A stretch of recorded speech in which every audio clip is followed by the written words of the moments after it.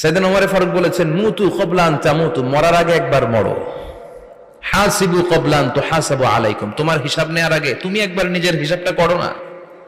কাগজ বের করে একটু লিখো না কি কি ভালো কাজ করছিলা, যেগুলো দিয়ে নাজাতের ওসিলা হতে পারে, 1 2 3, আর কি কি আকাম কুকাম করছো দেখো না, লিখে দেখো তোমার অবস্থাটা কি। মরার আগে একবার মরো। মরার আগে খাটের মধ্যে শুয়ে শটান করে চোখ বন্ধ করে একবার মরার ভান করে দেখেন কেমন লাগে।